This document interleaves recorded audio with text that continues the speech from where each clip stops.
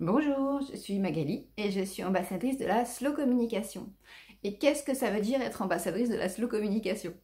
Pour moi, en fait, c'est partager une vision, un état d'esprit, une façon de communiquer qui est un peu à contre-courant de ce qu'on peut trouver.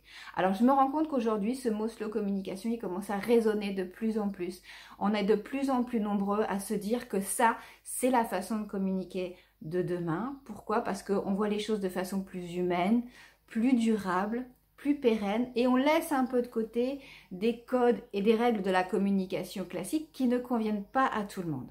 La communication classique, ça fonctionne bien si vraiment vous faites ça, vous suivez les règles et finalement vous investissez beaucoup de temps, beaucoup d'argent, etc. Ça fonctionne bien pour des entreprises qui peuvent se permettre de déléguer. Ça fonctionne bien pour des grosses structures. Mais quand on est un solopreneur, quand on est un solopreneur et qu'on a une activité, c'est difficile de se dire je vais suivre les règles de la communication classique comme il faut, parce que ça prend du temps, parce qu'il faut s'y connaître en termes de messages.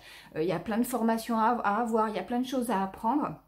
Et finalement, moi je le vois avec beaucoup de mes clients, au bout d'un moment, c'est trop. Au bout d'un moment, il y a trop de choses à faire, trop de choses à apprendre, et ça grignote presque sur le développement même de l'entreprise.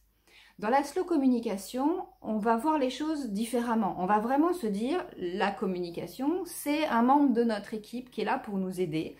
C'est un membre de notre équipe qui nous comprend, c'est un membre de notre équipe qui communique comme nous, à notre rythme, dans la capacité qu'on est capable de faire. C'est-à-dire, on ne va pas partir dans des énormément de postes, énormément de contenu, si on n'a pas le temps matériel, si on n'a pas la charge mentale suffisante. La slow communication, ça va vraiment être de remettre de la justesse dans tout ça.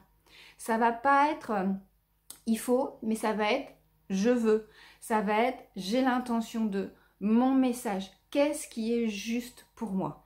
Et ça se concrétise en fait dans plein de domaines de la communication. Moi, mon cœur de métier, ça va être la création. Moi, au départ, je crée des sites internet, je crée des identités visuelles, donc je suis créative.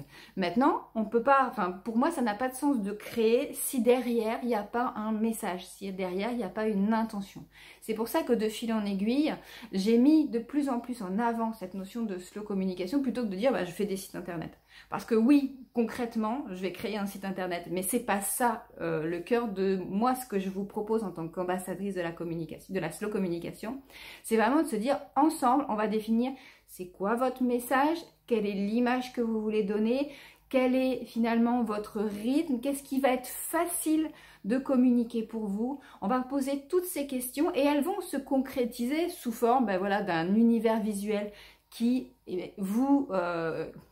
qui vous amène de façon logique. Il n'y a pas de je choisis telle couleur parce que c'est tel métier. Non, c'est ça c'est moi, ça c'est évident. Quand je regarde cet univers visuel, ce logo, les couleurs du site, les photos qui sont faites, elles travaillent pour moi parce qu'elles sont moi finalement.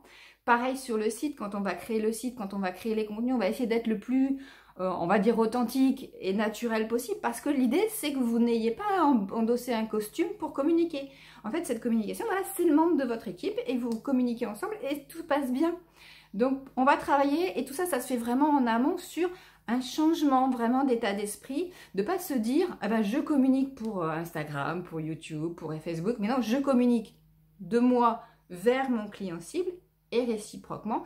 Et après finalement, tous ces réseaux sociaux, que ce soit la newsletter, etc., ce sont des outils dans lesquels je vais aller mettre mon message. On refait passer le message en priorité en se disant, j'ai une intention dans ce message, je sais pourquoi je veux communiquer, je sais ce que je veux vous faire passer, et après, ce sont simplement des outils qui viennent derrière pour transmettre ce message.